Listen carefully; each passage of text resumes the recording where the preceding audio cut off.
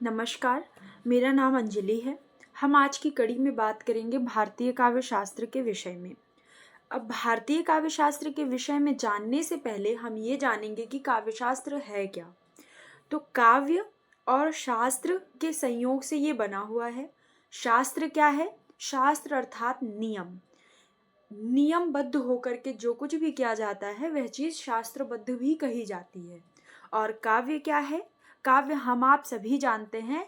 आज के शब्दों में कहें तो कविता हो गई या कोई भी लयबद्ध रचना हो गई, उसे हम कविता या काव्य कहते हैं। वास्तव में भारतीय काव्य शास्त्र जो है ये काव्य के लिए बताए गए नियम हैं कि किस तरह से काव्य लिखा जाए, किस तरह से काव्य को विद्यार्थी पढ़े। अब काव्य शास्त्र लिखने के लिए तो ठीक है, लेकिन हमारे लिए काव्य शास्त्र क्यों आवश्यक है? तो हमारे लिए काव्य शास्त्र इसलिए आवश्यक है कि हम जिस भी रचना को पढ़ें उसका उपयुक्त मूल्यांकन कर सकें। आइए पढ़ते हैं। तो काव्यशास्त्र की परिभाषा, सबसे पहले काव्यशास्त्र की परिभाषा क्या है? तो काव्य का शास्त्रीय विवेचन काव्यशास्त्र है। क्या है काव्यशास्त्र? शास्त्रीय विवेचन है काव्यशास्त्र। अब काव्यशास्त्र के अन्य नाम भी हैं, जो क्या हैं? जो हैं साहित्य शास्त्र, काव्यालोचन और साहित्यालोचन। ये सभी आपसे पूछे भी जा सकते हैं कि क्या है काव्यशास्त्र, इसके अन्य नाम क्या क्या हैं और इन अन्य नामों में कौन कौन सी चीज़ें हैं जिसके बारे में हम जानते हैं या जिसके बारे में जानना चाहते हैं या जान सकते हैं। अब आते हैं अलंकार। अलंकार शास्त्र इसका भी नाम है, अलंकार शास्त्र भी इसका नाम है, जिसे वात्स्यायन ने काव्यशास्त्र के लिए क्रियाकल्प नाम का प्रयोग दिया है। वात्स्यायन ने किस शब्द का उपयोग किया है? वात्स्यायन ने उपयोग किया है क्रियाकल्प नाम का। क्रिया का मतलब क्या होता है? काव्य ग्रंथ, और कल्प का मतलब क्या होता है? विधान। अर्थात काव्य ग्रंथ के लिए जो विधान होता है वही काव्यशास्त्र या क्रियाकल्प है। अब हम जानते हैं कि काव्यशास्त्र जो है वो केवल और केवल यूजीसी नेट जेआरएफ की परीक्षाओं में ही नहीं, वरन आरपीएससी राजस्थान के असिस्टेंट प्रोफेसर में, हरियाणा के असिस्टेंट प्रोफेसर में, साथ ही मध्य प्रदेश के असिस्टेंट प्रोफेसर में और हर जगह के असिस्टेंट प्रोफेसर की परीक्षाओं में पूछा जाता है। इसलिए हम इस कथन को भी ध्यान रखेंगे कि वात्स्यायन ने काव्यशास्त्र के लिए कौन से शब्द का प्रयोग किया है। तो जी, उन्होंने प्रयोग किया है क्रियाकल्प नाम का। ये आप सभी याद रखें। आगे हम बढ़ते हैं रामचंद्र वर्मा पे। तो रामचंद्र वर्मा के अनुसार काव्य समाज की चित्तवृत्तियों का प्रतिबिंब है। काव्य क्या है? समाज की चित्तवृत्तियों का प्रतिबिंब है काव्य, समाज की चित्तवृत्तियों का। और शास्त्र क्या है? समाज में विविध सिद्धांतों का संकलन है।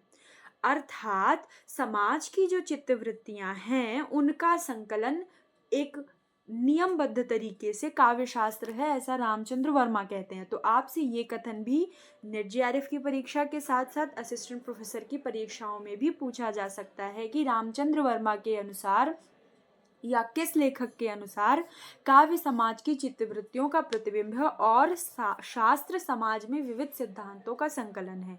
आप ये अवश्य ध्यान रखें कि इस तरह का मिलता जुलता कथन रामचंद्र शुक्ल ने भी कहा है साहित्य के विषय में। अब काव्य क्या है? काव्य है भावाभिव्यक्ति। आप जिस भी तरीके से अपने भाव को अभिव्यक्त कर सकते हैं वह है भावाभिव्यक्ति, वही भावाभिव्यक्ति काव्य है। अब हम आगे देखते हैं शास्त्र क्या है? व्यवस्था पर विवेचन, अर्थात भावाभिव्यक्ति काव्य हो गई, व्यवस्था पर विवेचन हो गया शास्त्र। अब आगे चलते हैं भरत मुनि की ओर। भरत मुनि जो हैं ये संस्कृत साहित्य के पहले आचार्य माने जाते हैं जिन्होंने काव्य शास्त्र के विषय में चर्चा की है।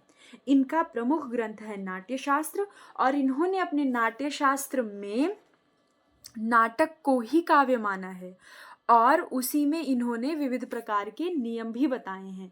तो अब सबसे पहले क्या हो गया? भरत मुनि ने काव्य को नाटक माना। ये आपसे पूछा जा सकता है किसने काव्य को नाटक माना है। ऑप्शन आपको दे दिए जाएंगे, भरत, भामा, दंडी, राजशेखर, किसी का भी नाम आपको दिया जा सकता है। आप क्या चुनेंगे? आप चुनेंगे भरत मुनि। आगे आते हैं काव्य शास्त्र में क्या है? भाव संयत विचार है। और तर्क की प्रधानता है। अब ऊपर हमने क्या पढ़ा? ऊपर हमने पढ़ा कि काव्य जो है ये भावाभिव्यक्ति है। अब भावाभिव्यक्ति तो है ये, किंतु ये भाव संयत विचार भी है। आप ये याद रखें कि ये भाव संयत विचार है। ऐसा नहीं है कि हम मोनोलॉग दे रहे हैं तो हम देते चले जा रहे हैं, जी नहीं। भाव संयत विचार हो प्लस तर्क की प्रधानता हो। जैसे अब मान लीजिए आपके किसी दोस्त का ब्रेकअप होता है, वो आपसे रात भर रोता है कि भाई इस तरह ब्रेकअप हुआ, इस तरह ब्रेकअप हुआ, गाए जा रहा है, गाए जा रहा है, किंतु उसमें काव्य नहीं है। घनानंद विरह के कवि कहे जाते हैं, विरह की अनुभूति के कवि कहे जाते हैं आलम, लेकिन वही लिखते हैं कि कवित्व विवेक एक नहीं मोरे, अर्थात उन्हें कवित्व इत्यादि के विषय में उन्हें जानकारी थी। अर्थात काव्य शास्त्र के विषय में जानकारी आपके भावों को संयत और तर्क प्रधान बनाती है, जिससे आप अच्छे काव्य की रचना कर सकते हैं। अब साहित्य के तत्व कितने माने गए हैं? साहित्य के 4 तत्व माने गए हैं। कौन कौन से? भाव, कल्पना, बुद्धि और शैली। भाव क्या है? भाव है किसी भी साहित्य के लिए ये अत्यंत आवश्यक होता है। हम जानते हैं कि सहृदय ही अच्छे काव्य को ग्रहण कर सकता है और सहृदय ही अच्छा काव्य लिख भी सकता है। तो किसी भी साहित्य के लिए अत्यंत आवश्यक है भाव। उसी से समाज में साहित्य की स्थूल घटनाओं को सूक्ष्म भावनाओं में परिणत किया जा सकता है। किसी भी घटना को अच्छी तरह से अभिव्यक्त और वर्णित तभी किया जा सकता है जब हम भाव से उसको लिखेंगे। अगला है कल्पना। अब कल्पना क्या है? मान लीजिए कि किसी को दुख बताना है, तो अब वो दुख सीधे सीधे बता देगा तो अभिधा हो जाएगी, किंतु वो कल्पना के माध्यम से, जैसे नागमती वियोग खंड में या हम विविध प्रकार में देखते हैं, साकेत में उर्मिला का विलाप देखते हैं, इन सभी विलापों में हम ये देखते हैं कि वो कल्पना का प्रयोग करते हैं। पतझड़ में, क्रौंच पक्षी में, हंस में कल्पना है। और हम सुख भी व्यक्त करते हैं तो कल्पना में करते हैं। और उसके बाद आती है बुद्धि। अब बुद्धि नहीं होगी तो आप कल्पना कहाँ से करेंगे, और बुद्धि नहीं होगी तो आप विचार किस तरह करेंगे। साथ ही शैली भी बहुत महत्वपूर्ण है। आप कौन सी शैली उपयुक्त कर रहे हैं? अभिधा, लक्षणा, व्यंजना, शब्द शक्तियाँ हैं। उसी प्रकार कैसा छंद, कैसा भाव, क्या क्या आप उपयुक्त कर रहे हैं, ये सभी शैली हैं साहित्य की। अब हम देखते हैं कि हजारी प्रसाद द्विवेदी क्या कहते हैं। हजारी प्रसाद द्विवेदी जी कहते हैं मनुष्य ही साहित्य का लक्ष्य है। कौन? केवल और केवल मनुष्य ही साहित्य का लक्ष्य है। अब जैसे हम जानते हैं कि प्रकृति या अन्य कोई भी मनुष्य के इतर साहित्य नहीं पढ़ सकता, अर्थात मनुष्य ही साहित्य का लक्ष्य। और ये कथन मोस्ट इम्पॉर्टेंट है। आप एमए के लिए इंट्रेंस दें, आप पीएचडी के लिए इंट्रेंस दें, आप असिस्टेंट प्रोफेसर के लिए दें, आप जीआरएफ के लिए दें, असिस्टेंट प्रोफेसर किसी भी में दें, ये कथन अत्यंत आवश्यक है। और साथ ही जितने भी कथन आएंगे आज की क्लास में आपके लिए केवल और केवल महत्वपूर्ण कथन का उपयोग किया गया है। तो आप सभी इसके यहाँ के जितने कथन हैं ये तो मत भूलिएगा, बाकी आप जितने याद कर सकें। बालकृष्ण भट्ट क्या कहते हैं? साहित्य जनसमूह के हृदय का विकास है। साहित्य क्या है? जनसमूह के हृदय का विकास है। आगे हम देखते हैं प्रेमचंद क्या कह रहे हैं। प्रेमचंद कहते हैं कि साहित्य जो है ये जीवन का लक्ष्य नहीं, बल्कि उसे राह दिखाकर चलने वाली मशाल है। आपसे पूछा जा सकता है कि साहित्य जो है ये जीवन को दिखाने वाली मशाल है। किसने कहा है? प्रेमचंद ने कहा है। आप शब्दों पर ध्यान दें या शैली पर ध्यान दें प्रेमचंद की। हमारी कसौटी पर वही साहित्य खरा उतरेगा, ये गलत छप गया है, ये खरा है, उतरेगा जिसमें उच्च चिंतन हो, स्वाधीनता का भाव हो, सौंदर्य का सार हो, सृजन की आत्मा हो, जीवन की सच्चाइयों का प्रकाश हो, जो हमें गति और बेचैनी पैदा करे, जो बल्कि सुलाए नहीं, क्योंकि अब और ज्यादा सोना मृत्यु का लक्षण है। ठीक है। अर्थात 1936 के समय में, जिस समय प्रगतिशील चेतना का उदय हो रहा था या समाज हमारा प्रगतिशील होता जा रहा था, उस समय हम देखते हैं कि प्रेमचंद कहते हैं कि ये एक मशाल की तरह है, साहित्य जो है मशाल की तरह है, ये हमें अब उलझन दे, हमें ये सुला न दे। हम कोई मतलब अब रागात्मकता का वो दौर जा चुका है जहाँ हम काव्य को सुन करके मनोरंजन करें, जहाँ हम काव्य को सुन करके सोएं नहीं, अब वो समय जा चुका है। अब हमें बेचैनी चाहिए। शरीर के अंतर्गत मतलब काव्य के शरीर के अंतर्गत शब्द और अर्थ दोनों ही काव्य के शरीर आते हैं। अर्थात काव्य के शरीर दो हैं। कौन कौन से? शब्द और अर्थ। इनमें शब्द और अर्थ दोनों को काव्य मानने वाले विचारक ये भामा है, वामन ये कुंतक है, कुंतक ये गलत छप गया है, माफ़ी चाहूँगी, एडिट में गड़बड़ हो गया है, हेमचंद, वाग्भट, विद्यानाथ, ये सभी शब्द और अर्थ को काव्य मानते हैं। तो इनके हम आइए कोट भी देख लेते हैं कौन कौन से हैं। तो भामा कहते हैं शब्दार्थौ सहितौ काव्यम, शब्द और अर्थ सहित जहाँ मिलेगा वहाँ काव्य होगा। वामन क्या कहते हैं? काव्य शब्दोयं गुणालंकार संस्कृतयो शब्दार्थयो वर्तते। काव्य और शब्द ये जहाँ पर ये गुण और अलंकार के साथ जहाँ कहीं भी आएंगे, इसके शब्दार्थ, शब्द और अर्थ दोनों ही काव्य को बताते हैं। कुंतक क्या कहते हैं? शब्दार्थो सहितो वक्र कवि व्यापार शालिनी द्वंद्वे व्यवस्थितो काव्यम। अर्थात शब्द और अर्थ दोनों ही सहित जहाँ पर वक्रता आएगी वहाँ के इनके द्वंद्व से काव्य आएगा। अब आते हैं मम्मट। मम्मट है रसवादी और ध्वनिवादी आचार्य। ये आपका पूछा जा चुका प्रश्न है, नेट में भी पूछा जा चुका प्रश्न है और ये सभी एमए की परीक्षाओं में भी पूछा जा चुका प्रश्न है। ये साथ ही साथ असिस्टेंट प्रोफेसर की परीक्षा में भी पूछा जा चुका प्रश्न है कि पहले रसवादी आचार्य कौन है। तो पहले रसवादी आचार्य हैं मम्मट, पहले रसवादी और ध्वनिवादी आचार्य हैं मम्मट। ये क्या कहते हैं? ये कहते हैं तद्दोषौ शब्दार्थौ सगुणावलंकृति पुनः क्वापि। हेमचंद क्या कहते हैं? अदोषौ। इनका अगर आप जब भी याद करेंगे तो आप इनको ऐसे ही याद करेंगे कि अगर अदोषौ आता है तो हेमचंद है, तद्दोषौ आता है तो मम्मट है। शब्द अगर कहीं पे भी वक्र कवि आ जाता है तो जब भी वक्र कवि आएगा तो आप ये ध्यान रखेंगे कि वक्र कवि जो है ये उपयुक्त करते हैं केवल और केवल कुंतक, क्योंकि ये वक्रोक्ति संप्रदाय के प्रवर्तक हैं, इसलिए ये लगभग जगह पे आपको मिलेंगे। आगे हम चलते हैं। कृपाराम। कृपाराम कौन है? कृपाराम क्या करते हैं? कृपाराम 1598 में हित तरंगिणी की रचना करते हैं और ये हिंदी काव्य शास्त्र का पहला ग्रंथ है। आप ध्यान रखेंगे, आपको कंफ्यूज नहीं होना है। हिंदी का पहला काव्य शास्त्रीय आचार्य तो केशवदास है, लेकिन पहला हिंदी काव्य शास्त्र का ग्रंथ कौन सा है? ये है हित तरंगिणी। हित तरंगिणी आपको याद रखना है कि पहली रचना जो की है वो कृपाराम ने की है, लेकिन हिंदी के पहले काव्य शास्त्रीय आचार्य कौन है?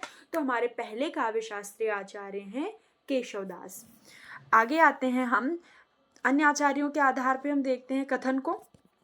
तो आइए इसको फटाफट देख लेते हैं क्योंकि ये आपको सीधे सीधे याद करने पड़ेंगे और ये डायरेक्ट कथन यहाँ से उठा करके पूछ लिया जाएगा। शब्दार्थौ सहितौ काव्यम गद्यम पद्यम च तद्विधा। अगर आप लोगों को इन सभी कोटेशन के अर्थ चाहिए और अर्थ सहित आपको व्याख्या चाहिए तो आप लोग नीचे कमेंट कर दीजिएगा। मैं इस पर एक अलग वीडियो बना दूंगी जिसमें सभी के अर्थ के अनुसार हर कवि या हर आचार्य क्या कहना चाहता है इन सब के विषय में भी बता देंगे। तो शरीरम तावदिष्टार्थ विवच्छिन्ना पदावली, ये कौन है? दंडी हैं। और हाँ, आप लोगों को अगर आप लोग चाहते हैं तो आप लोग कमेंट करिए, हम आप लोगों को सभी के लिए एक प्रॉपर तरीका भी बताएंगे कि आप लोगों को याद कैसे करना है। जैसे आप लोगों को एक ट्रिक बनानी है तो हम आपको ट्रिक भी बना के दे देंगे और साथ ही साथ थोड़ी थोड़ी ट्रिक्स मैं आपसे शेयर करती जाऊंगी। मैं जो पहले अटेम्प्ट में मैं JRF हूँ और मैंने भी इसी तरीके से इन सारी चीज़ों को याद किया था, तो मैं अपने एक्सपीरियंस भी आप लोगों से साझा करूँगी। आगे देखते हैं वामन। वामन क्या कहते हैं? काव्य शब्दोयं गुणालंकार संस्कृतयो शब्दार्थयो वर्तते। याद रखिएगा, वर्तते और कहीं नहीं आएगा, केवल ये वामन में ही आएगा। रुद्रट क्या कहते हैं? ननु शब्दार्थो काव्यम। आप इसे ननु से याद रखेंगे। आगे अब हम देखेंगे आगे क्या है। आगे है कुंतक का। तो कुंतक क्या कहते हैं? कुंतक कहते हैं कि शब्दार्थौ सहितौ वक्र कवि व्यापारशालिनी बंधे व्यवस्थितौ काव्यं तद्विद आह्लाद कारिणी। आह्लाद जो देती है वक्र के माध्यम से वह होता है काव्य। अब आते हैं भोजराज पे। भोजराज क्या कहते हैं? निर्दोष गुणवत् काव्यम अलंकारैर अलंकृतम रसान्वितम कवि कुर्वन् कीर्ति प्रीतिंश विन्दति।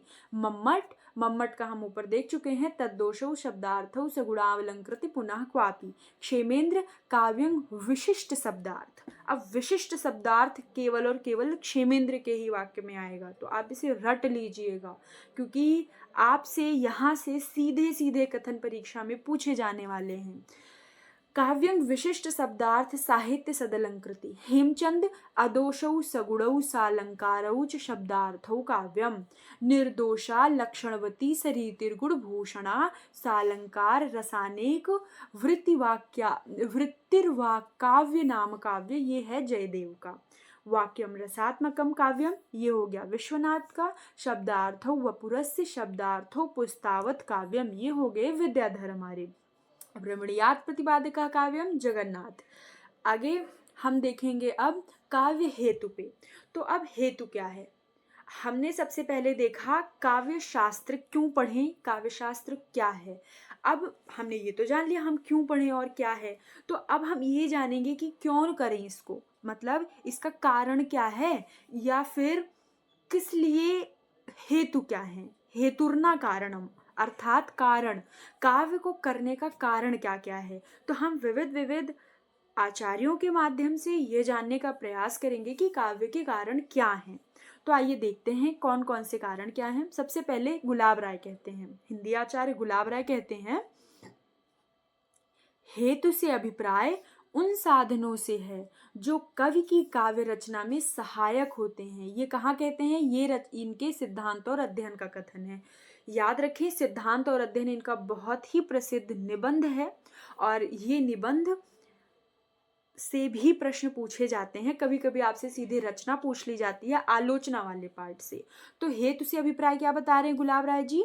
गुलाब राय जी बता रहे हैं हेतु से अभिप्राय उन साधनों से है जो कवि की काव्य रचना में सहायक होते हैं।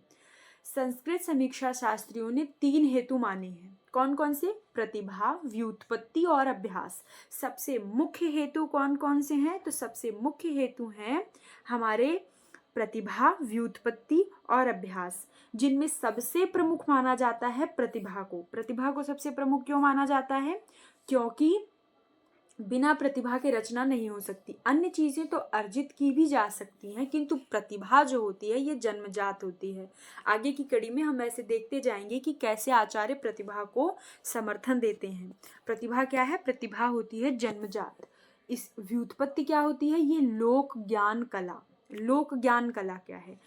आप गांव में हैं, आप शहर में हैं, आप विदेश में हैं, आप शहर में या किसी भी परिवार की किस परिस्थिति में है, ये आपका लोक ज्ञान है। और हर लोक ज्ञान के अनुसार हम रचनाएं अलग अलग तरह से करेंगे। जैसे एक पहाड़ी प्रदेश का निवासी अपने काव्य में अलग तरह के बिंब लाएगा, उत्तर प्रदेश का निवासी अपने काव्य में अलग बिंब लाएगा, दक्षिण का निवासी अपने काव्य में अलग प्रतिबिंब लाएगा। तो लोक ज्ञान जो है ये व्युत्पत्ति है। हम देख रहे हैं ये जन्मजात अर्जित नहीं है, ये जन्म के पश्चात अर्जित है। अब और शास्त्र ज्ञान, तीनों को समाहित करके चलती है। व्युत्पत्ति क्या है? लोक ज्ञान, कला और शास्त्र ज्ञान, तीनों को समाहित कर दिया। अब आप मान लीजिए कि आप पूर्वी प्रदेश के निवासी हैं। अगर आप पूर्वी भारत के निवासी हैं और आप दक्षिणी भारत के विषय में लिखना चाहते हैं, तो आप शास्त्र के माध्यम से, वहाँ की कला के माध्यम से जान सकते हैं। अब आते हैं व्युत्पत्ति। तो व्युत्पत्ति का क्या है? व्युत्पत्ति को बहुज्ञता कहा गया है। व्युत्पत्ति को क्या कहा गया है? बहुज्ञता। और अभ्यास निरंतर किया जाने वाला पर्यटन है। अर्थात व्युत्पत्ति जब आप बहुत सारी चीज़ों के विषय में जानकारी प्राप्त करेंगे, या जब आपके पास अधिक जानकारी होगी, तब आपकी रचना में वैरायटी होगी या डिफरेंसेस होंगे। जैसे कि हम आते हैं जब हिंदी काव्यों में, या अज्ञे जी की हम बात करें, निर्मल वर्मा जी की बात करें, तो इन्होंने बहुत सारी चीज़ें लिखी हैं। कैसे? केवल और केवल ज्ञान के माध्यम से, जहाँ इन्होंने लोक, कला, ज्ञान और शास्त्र, इन तीनों की सहायता ली, तब उन्हें अधिक ज्ञान हुआ और वो अधिक रचना कर पाए। अब आइए हम देखते हैं संस्कृत आचार्यों के अनुसार क्या क्या मान्यताएं हैं। तो संस्कृत आचार्यों के अनुसार हैं भामा, ये मानते हैं प्रतिभा को, मुख्य प्रतिभा को मानते हैं, लेकिन उसमें व्युत्पत्ति अभ्यास की भी महत्ता इन्होंने मानी है। यहाँ से आपसे कथन सीधे सीधे पूछ लिए जाएंगे कि इन्होंने क्या माना है, इन्होंने क्या माना है, इन्होंने क्या माना है, और ये अत्यंत आवश्यक है। Most most most most important कथन यहाँ से पूछे जाते हैं, सीधे प्रश्न पूछ लिए जाते हैं यहाँ पे। तो भामा क्या है? प्रतिभा, व्युत्पत्ति और अभ्यास की महत्ता मानी। दंडी क्या मानते हैं? प्रतिभा, शास्त्र ज्ञान और अभ्यास। इनका शास्त्र ज्ञान क्या है? व्युत्पत्ति। क्यों? हम ऊपर पढ़ चुके हैं कि शास्त्र ज्ञान और कला और वहाँ का ज्ञान, ये सारी चीज़ें किस में आती हैं? हमारी व्युत्पत्ति में आती हैं। अब आते हैं रुद्रट और कुंतक, ये दोनों ही शक्ति, व्युत्पत्ति और अभ्यास को मानते हैं। अब लेकिन रुद्रट ने क्या किया है? रुद्रट जी ने, आचार्य रुद्रट ने प्रतिभा के दो भेद कर दिए हैं, एक है सहजा और एक है आहार्या। अर्थात प्रतिभा, अभी हमने सीखा या कुछ मिनटों पहले हमने ये पढ़ा कि प्रतिभा जो होती है ये जन्मजात होती है, लेकिन रुद्रट, आचार्य रुद्रट सर क्या कर रहे हैं? ये सहजा को जन्मजात और आहार्य को अर्जित मान रहे हैं। अर्थात ये कह रहे हैं कि भाई प्रतिभा जो होती है ये दो तरह की है, सहजा और आहार्य। हमें अगर जन्मजात प्रतिभा नहीं प्राप्त है तो हम अर्जित कर सकते हैं। आपने ये कथन सुना होगा कि रसरी आवत जाते सिल पर पड़त निशान, तो ये वही प्रतिभा है। वामन क्या है? वामन लोक, विद्या और प्रकीर्ण को मानते हैं। वो लोक अर्थात लोक व्यवहार, हमने सीखा प्रतिभा। व्युत्पत्ति कहाँ से आ सकती है? यहाँ से। प्रकीर्ण क्या है? लक्ष्य ज्ञत्व, अर्थात लक्ष्य के प्रति ज्ञान। आप किसको जानते हैं, जिसके लिए आपकी रचना करने, आप उसको कितना अधिक जानते हैं, और जितना अधिक जानेंगे आप उतनी अधिक रचना भी उतनी ही बेहतरीन कर पाएंगे। प्रकीर्ण के अंतर्गत 6 और हेतु माने हैं वामन ने। तो आपसे ऐसे सीधे प्रश्न आ जाएगा कि प्रकीर्ण के अंतर्गत 6 हेतु और किसने माने हैं? वामन ने। हालांकि ऐसे प्रश्न अभी तक यूजीसी नेट की परीक्षा में नहीं देखे गए हैं, किंतु हाँ असिस्टेंट प्रोफेसर की परीक्षाओं में ये मोस्ट इम्पॉर्टेंट है कि बिल्कुल आ सकते हैं। और इन्होंने काव्य हेतु को काव्यांग कहा है। अभी हम क्या पढ़ रहे थे? काव्य हेतु के विषय में हम विविध चीजें पढ़ी हमने, लेकिन हम देख रहे हैं कि वामन ने सीधे सीधे काव्य हेतु को काव्यांग कह दिया है। तो आपसे ये कथन भी पूछा जा सकता है कि काव्य हेतु को काव्यांग किसने कहा है। अब आइए देखते हैं राजशेखर। तो राजशेखर क्या कह रहे हैं? ये समाधि और अभ्यास से उत्पन्न शक्ति मानते हैं। अब हम देखते हैं समाधि। यहाँ एक शब्द है समाधि। तो समाधि ध्यान से उपजती है, और ध्यान सहज प्रक्रिया नहीं है। अर्थात ध्यान ही, पूरे ब्रह्मांड में ध्यान ही एक ऐसी प्रक्रिया है जो आपके प्रारब्ध को परिवर्तित कर सकती है, आपके पाप को परिवर्तित कर सकती है, आपके पुण्य को परिवर्तित कर सकती है, आपको परिवर्तित कर सकती है। और ध्यान की उच्चावस्था होती है समाधि। आप समाधि के माध्यम से भी विविध प्रकार के विचारों के या फिर नए प्रकार के विचारों को जन्म दे सकते हैं, जो कि काव्य रचना में सहायता करेगी। तो राजशेखर मानते हैं समाधि और अभ्यास से उत्पन्न शक्ति, अर्थात ये केवल समाधि को सब कुछ नहीं मान लेते कि आप समाधि लगाएं, आप ध्यान करें, आपको विचार आए और काव्य बन जाए। नहीं, उससे उत्पन्न शक्ति भी है और अभ्यास से उत्पन्न, अर्थात समाधि के पश्चात जो आपको ज्ञान मिलता है, आप उससे जो आप अभ्यास करेंगे, आपको उससे जो मिलेगा वो बनाएगा काव्य। इन्होंने प्रतिभा के दो भेद किए। कौन कौन से? कार्यित्री और भावयित्री। कार्यित्री और भावयित्री दो भेद इन्होंने किए, कार्यित्री और भावयित्री। अब हम देखते हैं कि कार्यित्री को क्या माना इन्होंने? जन्मजात। हम आगे क्या देखे? हमने पीछे देखा कि सहजा को हमने जन्मजात माना। अब हम क्या देख रहे हैं कि अब हम कार्यित्री को जन्मजात मान रहे। तो ये आपसे सीधे प्रश्न आएगा, किसके अनुसार? कार्यित्री प्रतिभा जन्मजात है या कार्यित्री प्रतिभा कैसी होती है? जन्मजात या अध्ययन परक या सहृदय पाठक के माध्यम से प्राप्त हुई है ये। तो आप ये बताएंगे कि कार्यत्री प्रतिभा जो होती है ये जन्मजात होती है और इसके 3 और भेद हैं, सहजा, आहार्या और औपदेशिकी। अब सहजा आहार्या हम देखते हैं कि ऊपर से हमने रुद्रट से सहजा और आहार्या को राजशेखर ने सम्मिलित कर लिया। राजशेखर ने क्या किया है, राजशेखर ने इस सहजा और आहार्या को भी इसी में मान लिया जो कि रुद्रट ने माना था। ये एक और एड ऑन करते हैं, वो है औपदेशिकी। औपदेशिकी क्या है, गुरु कृपा। भावयित्री प्रतिभा, अध्ययन परक, सहृदय पाठक। और मम्मट किसको मानते हैं, मम्मट मानते हैं शक्ति, व्युत्पत्ति और अभ्यास को। वाग्भट क्या मानते हैं, ये सीधे सीधे बोल देते हैं कि भाई प्रतिभा जो है हमारी ये काव्य का कारण होती है। प्रतिभा क्या है, प्रतिभा है काव्य का कारण। आगे आता है आनंदवर्धन। आनंदवर्धन का क्या है, संस्कृत समीक्षा शास्त्र का द्वितीय प्रस्थान बिंदु माना जाता है आनंदवर्धन को।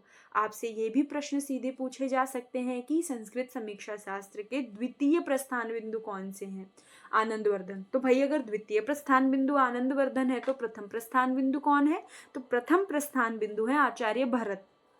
ये इन्होंने प्रतिभा को अधिक महत्व दिया है। हम देखेंगे अधिकतर महत्व अधिक आचार्यों ने प्रतिभा को ही दिए हैं, किंतु साथ साथ और भी चीज़ें इन्होंने जोड़ी हैं, और भी चीज़ों को महत्व दिया है। महिम भट्ट क्या है, ये प्रतिभा के 2 भेद मानते हैं, सहजा और औपाधिकी। सहजा और औपाधिकी, औपाधिकी और सहजा दोनों ही हम ऊपर देख चुके हैं। जयदेव ये श्रुत, व्युत्पत्ति और अभ्यास को मानते हैं। आगे है जगन्नाथ। जगन्नाथ क्या है, काव्य का कारण केवल कवि में रहने वाली प्रतिभा है। व्युत्पत्ति और अभ्यास ये क्या है, ये है प्रतिभा के हेतु। आगे आते हैं, हम देखते हैं इसमें कुछ कथनों को भी देख लेते हैं जो कि पूछे जाते हैं आपसे परीक्षा में। तो ये कथन है जैसे भट्ट तौत का है क्या, प्रज्ञा नवोन्मेष शालिनी प्रतिभा मता। ये कथन आपसे सीधे पूछे जाएंगे। मैं आपको पूर्व में भी कह चुकी हूँ कि अगर आप लोगों को इनके हिंदी अर्थ के अनुसार अच्छे से एक्सप्लेनेशन चाहिए, आप लोग कमेंट करिए, आपको आगे के लेक्चर में ये उपलब्ध करा दिए जाएंगे। तो भट्टतौत क्या मानते हैं, प्रज्ञा नवोन्मेष शालिनी प्रतिभा मता, कि भाई जो नई नई रचनाएं कराती है वो प्रतिभा होती है। आगे मानते हैं अभिनव गुप्ते मानते हैं प्रज्ञा की परिभाषा किसको मानते हैं, प्रतिभा अपूर्व वस्तु निर्माण क्षमा प्रज्ञा, कि प्रतिभा भाई अपूर्व वस्तु का निर्माण करवा देती है। अब मम्मट क्या मानते हैं, शक्ति ही कवित्व बीज रूपा संस्कार विशेषा, ये संस्कार को विशेष मान लेते हैं। कुंतक क्या कहते हैं, प्राक्तन नाद्यतन संस्कार, परिपाक प्रौढ़ा प्रतिभा, काचित एव शक्ति कवि शक्ति। और जगन्नाथ किसको मानते हैं, सा घटनानुकूल शब्दोपस्थिति, ये मानते हैं कि भाई काव्य घटनानुकूल जो शब्दोपस्थिति है वो होती है। अब हमने पहले देखा काव्य लक्षण, सबसे प्रथम हमने देखा काव्य शास्त्र, काव्य लक्षण। अब हम देख रहे हैं फिर हमने देखा काव्य हेतु। अब हम देखेंगे काव्य प्रयोजन, कि काव्य प्रयोजन क्या होता है। तो काव्य प्रयोजन क्या है भाई, काव्य प्रयोजन का अर्थ क्या होता है, सबसे पहले हम ये जानने का प्रयास करेंगे। प्रयोजन होता है उद्देश्य, उपयोगिता, महत्व, प्रासंगिकता, प्राप्य, साध्य, अर्थात किस लिए लिखें, उद्देश्य क्या है, मतलब कि प्रयोजन क्या है। जैसे केवल और केवल विरह ही प्रयोजन नहीं है, सुख भी प्रयोजन है, उपदेश भी प्रयोजन है, साथ ही साथ वीरता प्रयोजन है, रस, सारे के सारे रसों को प्रतिपादित करना भी प्रयोजन है। आगे देखते हैं हम संस्कृत काव्य शास्त्रियों के अनुसार काव्य प्रयोजन क्या क्या है। तो ये आपसे नेट जेआरएफ की परीक्षा में तो ये पूछा जा सकता है कि क्या क्या माने गए हैं, चतुर्वर्ग माना है या नहीं माना है, यहाँ से कुछ कुछ विषय आएंगे। किंतु असिस्टेंट प्रोफेसर की परीक्षाओं के लिए ये अत्यंत आवश्यक है। यहाँ से एक वाक्य, एक शब्द उठा करके परीक्षाओं में पूछ लिए जाते हैं, तो आप लोग कृपया इस पे ध्यान दें। और हाँ, नेट जेआरएफ की परीक्षा में कुछ आचार्य महत्वपूर्ण है, मैं आपको बताती हुई चलूंगी। जैसे भरत बहुत महत्वपूर्ण है, ये मानते हैं धर्म, यश, आयुष, हित, बुद्धि वृद्धि। भामा किसको मानते हैं, चतुर्वर्ग फल प्राप्ति। चतुर्वर्ग फल प्राप्ति अर्थात धर्म, अर्थ, काम और मोक्ष, साथ ही कीर्ति, प्रीति, सकल कला, ज्ञान। अर्थात भामा कितने लोग को मानते हैं? 4 वर्ग मान लिए, कीर्ति प्रीति मान लिए और सारी कलाओं के ज्ञान को मान लिया इन्होंने। दंडी किसको मानते हैं? लोक व्युत्पत्ति। वामन किसे मानते हैं? कीर्ति और प्रीति को। रुद्रट किसे मानते हैं? धर्म, कीर्ति, सुख प्राप्ति, अर्थ, अनर्थोपशम, अनर्थ का नाश करने के लिए, प्रीति के लिए, कीर्ति के लिए, अर्थ के लिए, सुख प्राप्ति के लिए, और धर्म भी है हमारा। ये कहते हैं कि धर्म के प्रयोजन हेतु भी हम काव्य रच सकते हैं। आनंद वर्धन किसे मानते हैं? विनयन मुखीकरण और प्रीति को मानते हैं। आगे हम आते हैं कुंतक पे। कुंतक किसको मानते हैं? कुंतक मानते हैं चतुर्वर्ग फल प्राप्ति, व्यवहार ज्ञान और परमाह्लाद। कुंतक आपके लिए आवश्यक है, आप नेट जीआरएफ के लिए, आनंदवर्धन नेट जीआरएफ के लिए आवश्यक है, पूछे जाते हैं, पूछे गए भी हैं। आप प्रीवियस ईयर परीक्षाओं को देख सकते हैं। अगर आप कहेंगे, आप कमेंट करिए, हम आपको इससे संबंधित जितने प्रश्न पूछे गए हैं वो भी उपलब्ध करा देंगे। चतुर्वर्ग फल प्राप्ति अर्थात धर्म, अर्थ, काम, मोक्ष, व्यवहार का ज्ञान, परम आह्लाद अर्थात परमात्मा की प्राप्ति को भी मानते हैं, उसके लिए भी मानते हैं। महिम भट्ट क्या मानते हैं? महिम भट्ट मानते हैं रसमय सदुपदेश और परमाह्लाद। अभिनव गुप्त क्या मानते हैं? चतुर्वर्ग फल प्राप्ति, जाया सम्मित उपदेश, परमानंद और यश को। जाया सम्मित उपदेश क्या है? जाया के लिए जो उपदेश दिए जाते हैं, हम नीचे उपदेशों को पढ़ेंगे कि कितने प्रकार के उपदेश होते हैं। भोजराज मानते हैं कीर्ति प्रीति, सिंपल है अपने भोजराज कीर्ति प्रीति। मम्मट किसको मानते हैं? यश प्राप्ति, धन लाभ या वित्तीय लाभ, लोक व्यवहार। शिवेतर क्षतये मतलब कि हर तरह के अमंगल का नाश। हर तरह के अमंगल का नाश का उदाहरण को आप अगर कुछ भी समझना चाहें तो हम जैसे हिंदू धर्म में हम मंत्र इत्यादि पढ़ते हैं, ओम अपवित्रा पवित्रो वा सर्वावस्थाम गतो पीवा, ये सब क्या कर रहा है? अमंगल का नाश कर रहा है, आपकी अशुद्धता का नाश कर रहा है। इसके लिए काव्य की रचना की गई। क्यों? क्योंकि ये तो कोई ना कोई काव्य ही है ना।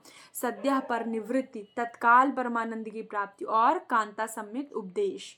कांता सम्मित उपदेश भी हम नीचे देखेंगे कि किस प्रकार से प्रेमिका के उपदेश का है कि अर्थात जहाँ पर भावना प्रधान होती है वो हो गया कांता सम्मित उपदेश। जाया सम्मित उपदेश में भावना और ज्ञान दोनों मिला हुआ होता है। अब आगे हम आते हैं हिंदी कवियों के अनुसार। हिंदी कवि के अनुसार जायसी क्या कहते हैं? यहाँ के कथन UGC NET JRF assistant professor हर प्रकार की परीक्षा के लिए आवश्यक है और यहाँ से सीधे कथन पूछे जाते हैं। ये पूछे गए हुए भी कथन है, जैसे इसमें आपको एक तो दिख रहा होगा, दिसंबर 2011 की नेट की परीक्षा में पूछा गया है। कीर्ति भनिति भूति भली सोई, सुर सरिसम सब कर हित होई। कि भाई कीर्ति हो, भनिति हो, सबका भला हो, और सुर सरिसम गंगा के समान सबका हित करने वाला हो, ऐसा काव्य लिखा जाना चाहिए। आगे आता है इसमें अवमन जानी कवित्य स्कीन्हा, मकु यह रहे जगत महचीन्हा, धानी सोई जस की रति जासु, फूल मरय पे मरय न बासु। अर्थात कविता उस तरह की जानी चाहिए जिस प्रकार फूल के सूख जाने के पश्चात भी उसमें से सुगंध आती रहती है। कुलपति मिश्र किसको कहते हैं? जस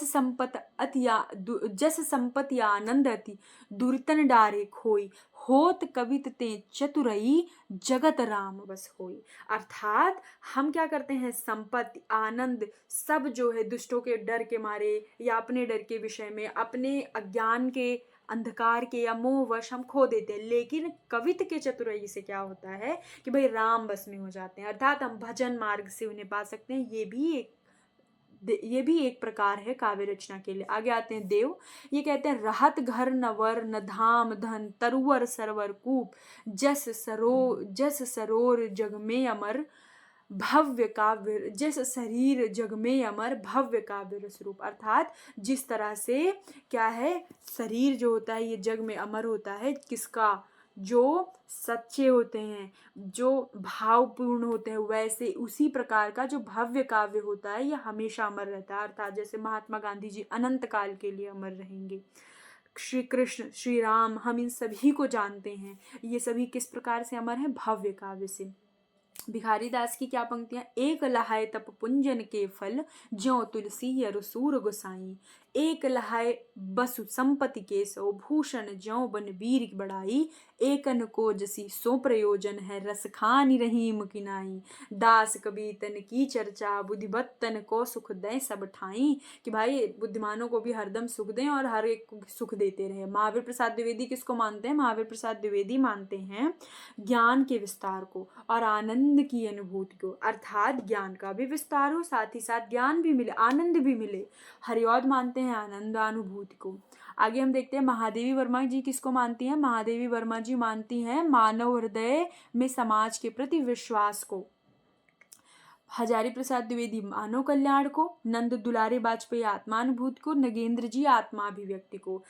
याद रखिएगा, कंफ्यूज नहीं होना है हमें। नगेंद्र जी ने आत्माभिव्यक्ति को माना है और नंद दुलारे वाजपेयी जी ने आत्मानुभूति को माना है। और ये सीधे सीधे पूछे गए विगत परीक्षाओं के प्रश्न हैं और ये अभी फिर पूछे जाएंगे, एक बार नहीं कई बार पूछे जाएंगे। तो आप इन्हें छोड़ करके कहीं नहीं जा सकते, आप प्लीज़ इन्हें याद करिए। और कबीर दास का क्या है? तुम जिन जानो गीत है यह निज ब्रह्म विचार। हम जानते हैं मसी कागज छुयो गई नहीं, कलम गही नहीं हाथ। ये हमारे कबीर जी हैं। वो कहते हैं भाई तुम जिन जानो ये गीत है, ये तो ब्रह्म विचार है। अर्थात मैं ब्रह्म के विचारों को सीधे सीधे बता रहा हूँ, ये ब्रह्म विचार है। आगे हम देखते हैं कुछ पाश्चात्य आलोचकों के अनुसार भी। तो पाश्चात्य आलोचकों में क्या है? इसमें आते हैं हमारे कला के लिए जो मानते हैं। कला के लिए कौन मानते हैं? Homer, लुंजाइनस, शिलर, स्विंस, Oscar Wilde, doctor Bradley इसके समर्थक है। और ब्रेडले का ही कथन है भाई कला के लिए होनी चाहिए। ये सबसे फेमस कथन है ब्रेडले का, कला के लिए है। कला जीवन के लिए कौन मानता है? कला के लिए कौन माना? Homer, लुंजाइनस, शिलर, Oscar Wilde, Bradley. कला जीवन के लिए किसने माना? प्लेटो, रस्किन, टॉल्स्टॉय आदि इसके समर्थक। और इन्हें लोकमंगलवादी भी कहा जाता है। क्यों? क्योंकि जो जीवन को आनंद देगा, अर्थात वो सबके जीवन को आनंद देगा, अर्थात वो लोक के जीवन को आनंद देगा। तो ये क्या हो गया? ये हो गया हमारा लोक के जीवन को आनंद देने वाला हो गया। आगे क्या है? समन्वयवादी। तो समन्वयवादी कौन मानते हैं? समन्वयवादी कुछ ऐसे चिंतक रहे हैं जो काव्य का प्रयोग जीवन और आनंद दोनों को मानते हैं और उसका समर्थन भी करते हैं। तो ये उसके समर्थक हैं। आगे क्या होता है हमारे? आगे आते हैं समन्वयवादी में कौन कौन आते हैं? समन्वयवादी में आते हैं Horace, Dryden, Coleridge, Wordsworth, Matthew Arnold और आई रिचर्ड्स। ये माने जाते हैं, ये मानते हैं किसको? समन्वयवाद को। समन्वयवाद क्या है? समन्वयवाद होता है कि कई प्रकार की विचारधाराओं को मिला देना और मिला करके एक नई लीग पर चलना, और वो नई लीग जो सबके लिए सहायक हो, जो सबके लिए आनंददायक हो, ये होती है समन्वयवादिता। आगे हम देखते हैं, अब इसमें हम अपना देखते हैं कि क्या है। काव्य शास्त्र काव्य प्रयोजन के संदर्भ में धर्म, अर्थ, काम, मोक्ष अर्थात चतुर्वर्ग की बात करने वाले पहले आचार्य हैं भामा। ये भामा है। मोक्ष के साथ कीर्ति प्रीति को भी इन्होंने काव्य का प्रयोजन माना। ये ध्यान रखिएगा। अब ऊपर भी मैं आपको इसके विषय में बता चुकी हूँ। आगे आते हैं, शास्त्र में 3 प्रकार के उद्देश्य हैं: प्रभु सम्मित, सुहृद सम्मित और कांता सम्मित उपदेश। तो सुहृद सम्मित और प्रभु सम्मित और कांता सम्मित उपदेश हम जानते हैं क्या है। अर्थात प्रभु सम्मित उपदेश अर्थात क्या है? इसमें कहे हुए शब्द का केवल सीधा साधा अर्थ होता है, अर्थात जो कहा गया है वही अर्थ है। आप इसके अन्यत्र कोई अर्थ अगर निकालेंगे तो वो अनर्थ भी हो सकता है। जैसे हम इसमें एक दिया गया आपको, मार्क्सवाद भी प्रभु सम्मित उपदेश का उदाहरण है। आप सोचेंगे मार्क्सवाद कैसे प्रभु सम्मित उपदेश का उदाहरण है? मार्क्सवाद में कहा गया है कि समाज जो है वो एक ही वर्ग में होना चाहिए, वर्ग होना ही नहीं चाहिए। अब अगर आप इसको कोई और अर्थ में यदि आप देखेंगे तो इसका अनर्थ हो जाएगा। इसलिए प्रभु सम्मित उपदेश मार्क्सवाद है। सुहृद सम्मित उपदेश अर्थात अर्थ प्रधान, इसमें अर्थ के माध्यम से ही कही गई बात को समझते हैं कि जो कहा गया है भाई आप उसके माध्यम से समझिए। हाँ, प्रभु सम्मित उपदेश के उदाहरण हमारे सारे वेद पुराण भी हैं। कांता सम्मित उपदेश में क्या है भाई, इसमें ना शब्द प्रधान होता है ना अर्थ प्रधान होता है, बल्कि इसमें तो रस प्रधान होता है। जैसे कांता सम्मित उपदेश अर्थात कि हम जैसे अपने प्रेमी प्रेमिका या फिर अपने प्रेमी जन से भी बात करते हैं, हम कुछ भी कहते हैं लेकिन उसका अर्थ अच्छे अर्थ में भी देखा जाता है और बुरे अर्थ में भी देखा जाता है, अर्थात हम भाव प्रधान होकर जीते हैं, वो है कांता सम्मित उपदेश। अब आगे हमने ऊपर बात की ब्रैडले के विषय में, तो ब्रैडले कहते हैं भाई काव्य काव्य के लिए है और कला कला के लिए है। मतलब ये कला और काव्य कोई भी मिक्सअप नहीं रखते हैं, he has just divided both of the things. Arnold का क्या है, कला जीवन की आलोचना है। हम जो भी जीवन जी रहे हैं उसकी आलोचना है, अर्थात उसमें बुरा क्या है, उसमें भला क्या है, जो बुरा है उसको हटाया कैसे जाए, जो भला है उसको और भला कैसे किया जाए। इस प्रकार कला जो है वो जीवन की आलोचना है। काव्य का क्या है, काव्य का लक्ष्य है सांस्कृतिक पूर्णता। मतलब कला जो होती है ये जीवन की आलोचना तो है, लेकिन काव्य क्या है, काव्य है हमारी सांस्कृतिक पूर्णता। काव्य का लक्षण है हमारी सांस्कृतिक पूर्णता, जिसमें हम अपनी संस्कृति के विषय में भी जानेंगे। कॉलरिज क्या है, काव्य से प्राप्त आनंद मुख्य है। तो कॉलरिज के विषय में आप लोग पाश्चात्य काव्य शास्त्र की क्लास में देख चुके होंगे। इसलिए कांट क्या है, कांट कला के संबंध में निष्प्रयोजन आनंद की बात करते हैं।